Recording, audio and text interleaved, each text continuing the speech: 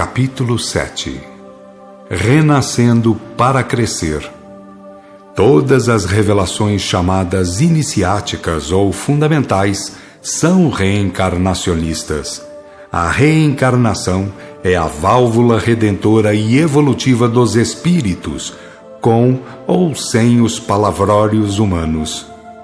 Se a Terra não existisse, se nada do que há conhecido no plano carnal ou espiritual existisse, na ordem cósmica ou divina, tudo seria realidade. É muita presunção humana. Porém, o Senhor Deus é infinito em todos os sentidos. Entrei para um casulo de carne e deram-me o nome de Florence. A terra em que nasci foi a França. O tempo foi uns 70 anos após os trágicos acontecimentos de São Bartolomeu. Por que nasci? Para aquilo que todos nascem, que é despertar em si mesmos a verdade e a virtude, porque a lei dos dois Vs contém em si todos os fatores positivos sem os quais ninguém atingirá o grau crístico. Os trágicos acontecimentos de São Bartolomeu, 4, nota de rodapé. Trata-se da famosa noite de São Bartolomeu, que, conforme informação do autor, quando ainda encarnado, na realidade foram 4 dias. Nesse acontecimento, os protestantes calvinistas, conhecidos como huguenotes, foram perseguidos e assassinados por fanáticos católicos franceses. O massacre ocorreu em Paris no século XVI, à época da rainha católica Catarina de Médicis. Fim de nota. Tiveram um efeito contrário ao esperado pelo fanatismo sanguinário de Roma, porque o ideal da reforma cresceu. O revide atingiu montante realmente expressivo, embora tudo ficasse na letra morta, num outro e também prejudicial fanatismo sectário. A humanidade não tem feito mais do que se suceder em sectarismos estreitos, embora qualquer mente, por inferior que seja, possa considerar que os infindos mundos e tudo quanto lastreiam toda a prodigiosa vida, tudo quanto é necessário à subsistência das coisas e dos seres, nunca jamais dependeu de religiosismos, de fanatismos sectários, de malabarismos clericalistas, de livros ditos ou tidos como sagrados, porém fartamente empanturrados de erros e mentiras. Quem vive sobre um mundo, seja lá qual for, em virtude de um livro ou de milhões de livros fanatizantes? Qual o sol que aquece, fornece energias e luz em função de alguma obra tida como salvadora de almas, porém realmente causadora de separações terríveis entre os filhos de Deus? Quem é que, para respirar o ar de que carece, para fazê-lo depende de umas páginas fanatizantes, verdadeiras fábricas de mórbidas paixões? Quem irá colher os frutos da terra ou movimentar os elementos da natureza por efeitos de textos e traumatismos derivantes? Que livro foi, meus irmãos, que ensinou ao emanador o que fazer, como fazer e para o que fazer? Entretanto, os donos de religiões sempre os tiveram como salvaguarda de seus mais tenebrosos engenhos. Todavia, as piores tendências e paixões humanas em tais livros foram beber sempre as justificativas para seus crimes. Porém, meus irmãos, a infinita obra de Deus, com suas leis eternas, perfeitas e imutáveis, nunca estará abaixo de alinhavações humanas. Porém, meus irmãos, um divino modelo um dia passa pela carne, foi desde pequenino perseguido pelos donos de livros ditos sagrados, foi preso e castigado, foi crucificado e insultado pelos donos de cleresias, mas foi apresentado pelo nosso Pai Divino como modelo da ressurreição final do Espírito, sem ter escrito coisa alguma, pelo fato de saber que a verdade e a virtude não cabem em coisas que os homens fazem, quando manobram formalismos ao prazer de suas mediocridades. Por mais inferior que um mundo seja, a vida nele se expressa imensamente vertiginosa, ensinando aquelas lições que todos deveriam procurar aprender e respeitar.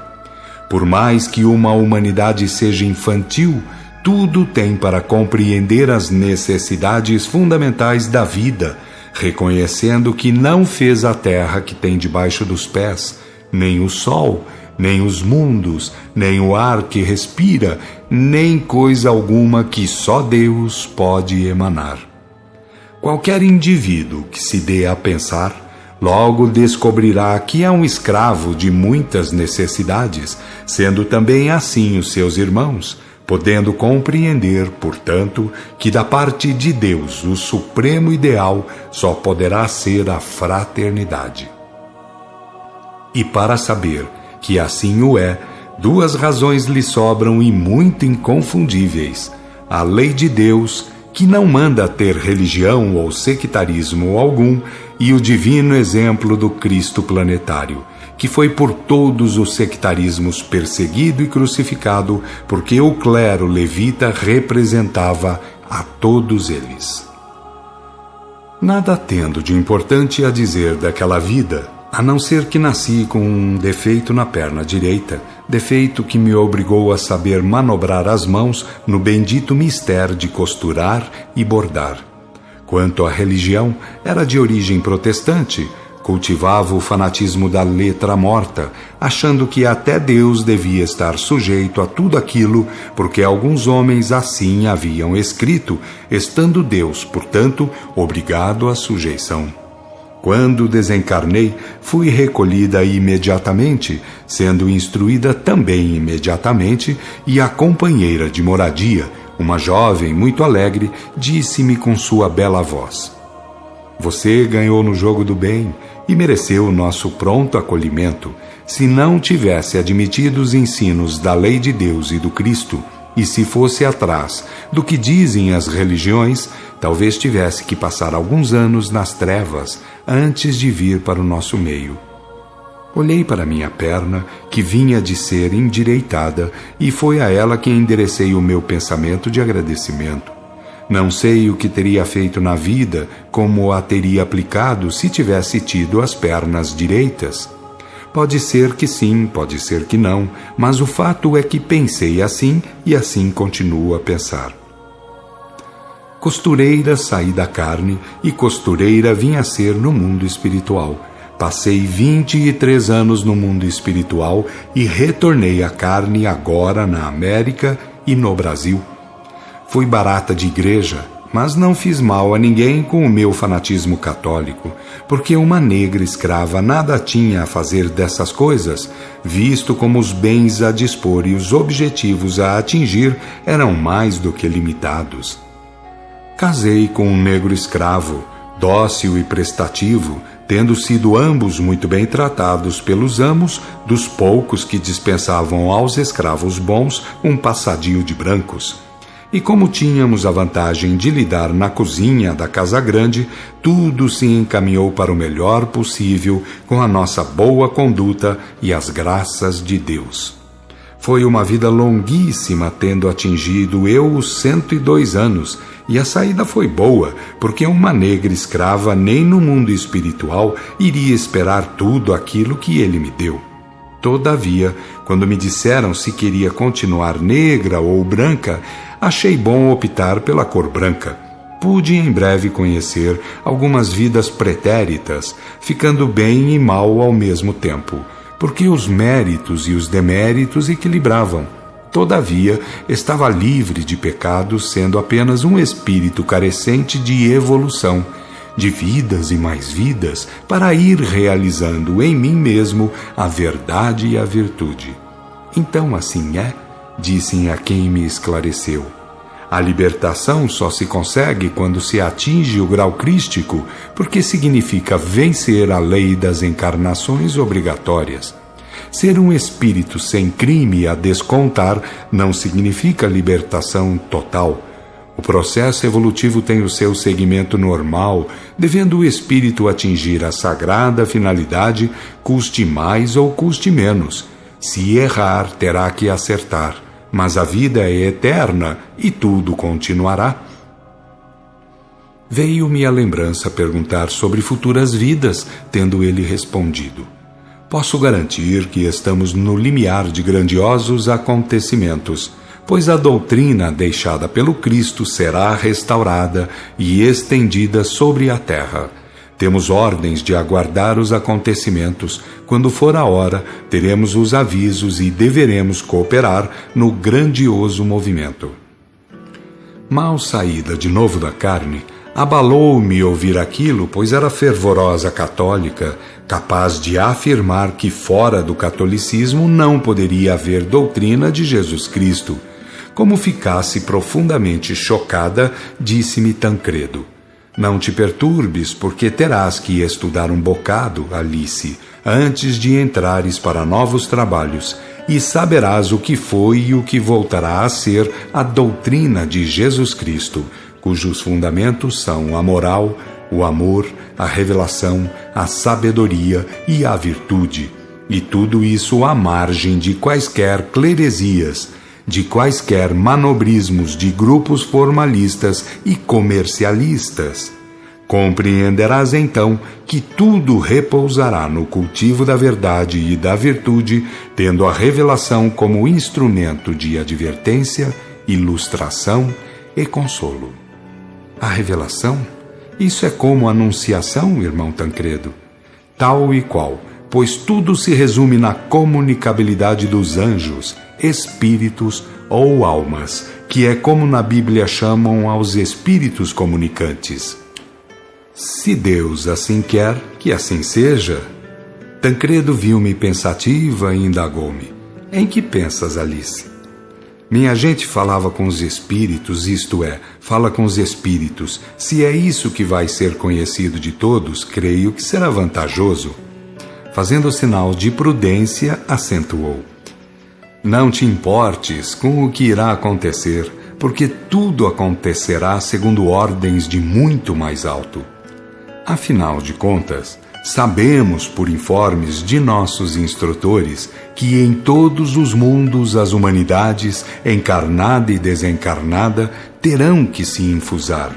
A evolução conduz a este estado de vida, porque desperta nas criaturas sentidos novos e apropriados a isso. E sem te dizer mais nada por hoje, posso afirmar que as coisas já estão muito bem encaminhadas, porque um grande espírito já se encontra encarnado e em trabalhos, estabelecendo as bases doutrinárias. Dentro de alguns anos, o mundo todo começará a falar nisso, e com mais alguns séculos, a humanidade inteira estará consciente de verdades maravilhosas. Então é que a Terra passará a viver a civilização cristã, posto que isso que chamam de cristianismo nada mais é do que triste arremedo, verdadeiro paganismo, aplicado despoticamente para saciar erros, corrupções e acobertar crimes inomináveis. Dito isso, Tancredo despediu-se porque era professor e tinha outras aulas a dar.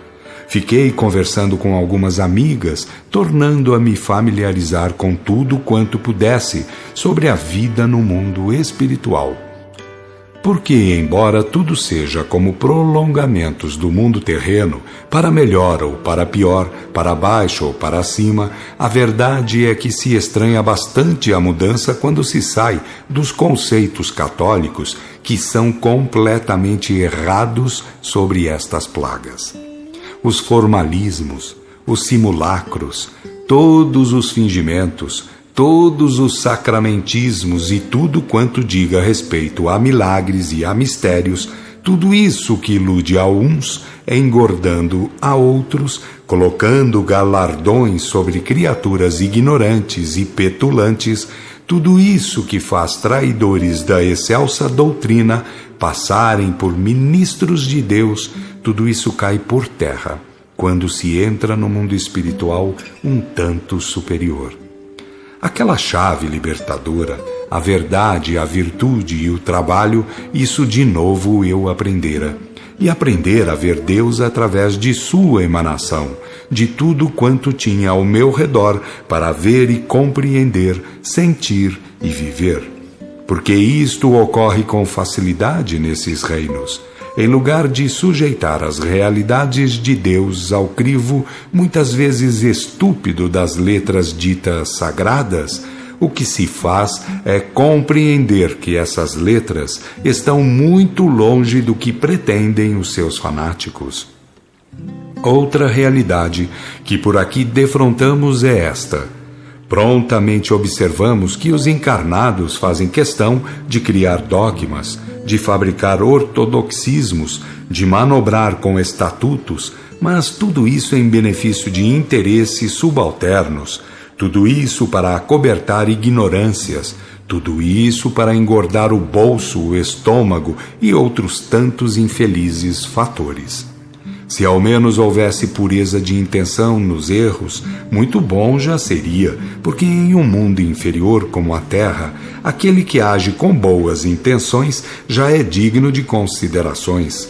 Ao primeiro toque da verdade e da virtude, da moral e do amor, o homem realmente bem intencionado dará o seu passo à frente.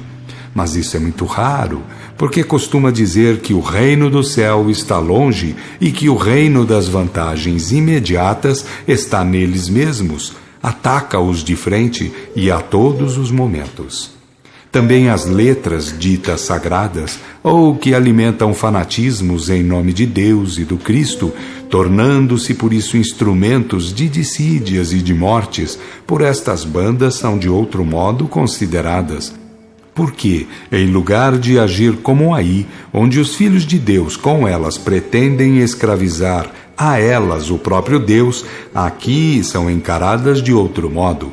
Elas dizem muito mal, muito mediocremente, de gloriosas realidades que vivemos, de verdades divinais que sentimos verter da presença do emanador, que é a tangentíssima realidade.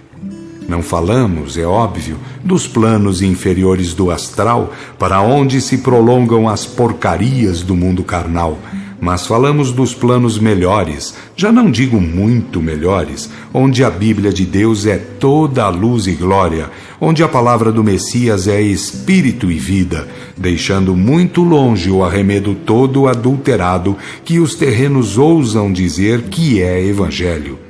Se me puderem compreender, quero dizer que há por aqui uma verdade intrínseca, um amor intrínseco, um Deus infinitamente presente e glorioso a dominar tudo, e de tal modo que as suas letras ditas sagradas, se fossem lidas aqui, ao pé da letra, fariam corar a um defunto, se estas maravilhosas paragens pudessem albergar defuntos.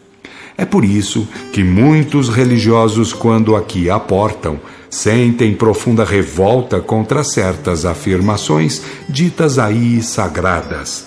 Aqui eles procuram trocar tudo por moral e amor, verdade e virtude.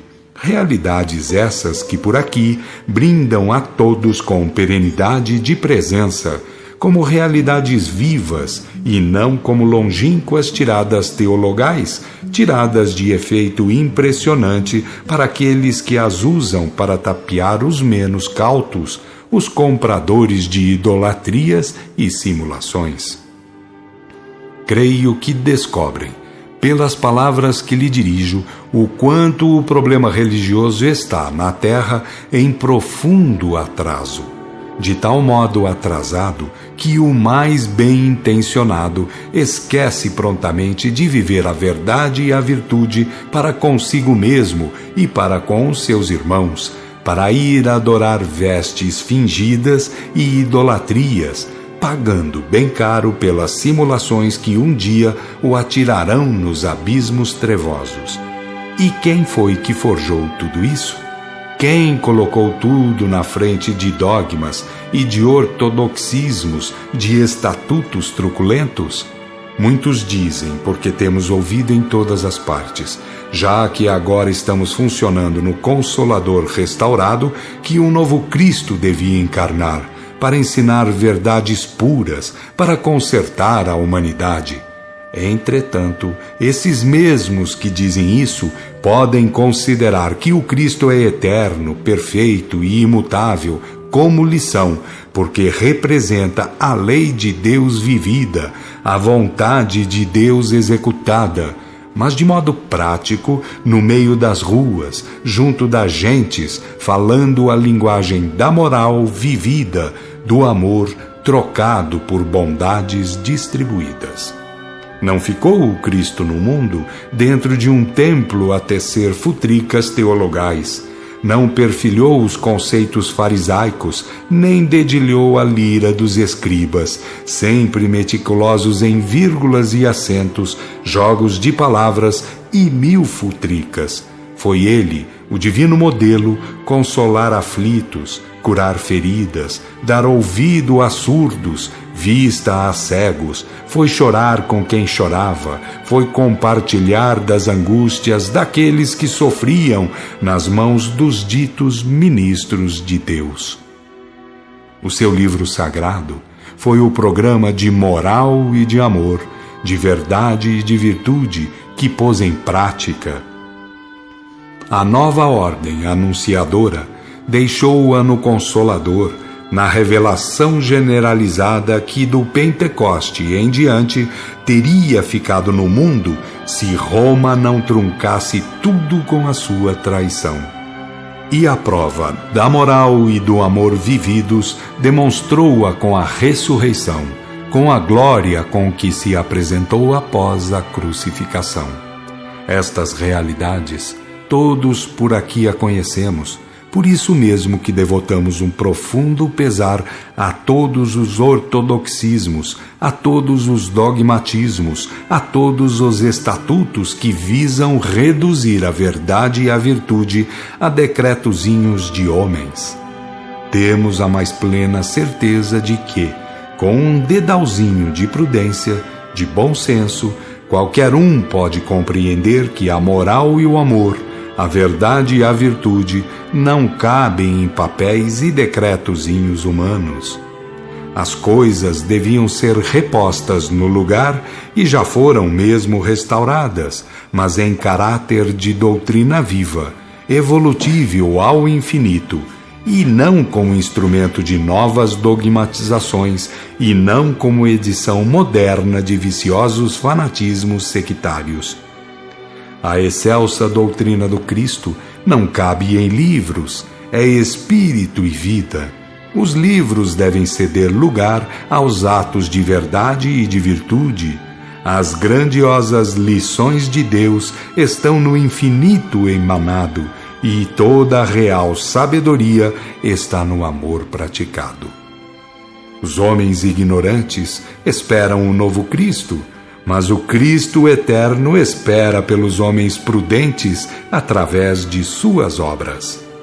Não há outro Deus a ser anunciado, não há outra lei a ser promulgada, não há outro Cristo a ser apresentado, não há outro amor a ser indicado, não há outra justiça a ser lembrada. Quem afirmou perante o mundo que Deus é Espírito e verdade, assim querendo que seus filhos venham a ser, nunca jamais passará, porque essa afirmativa contém a sabedoria total. Ninguém dirá verdade doutrinária maior do que essa. Diga o que disser, no infinito do espaço e do tempo. Não há que esperar um novo Cristo, há que desabrochar o Cristo interno conforme a divina modelagem do Cristo externo, que Jesus, o diretor planetário, viveu diante da humanidade, porque Cristo é grau e todos devem atingi-lo.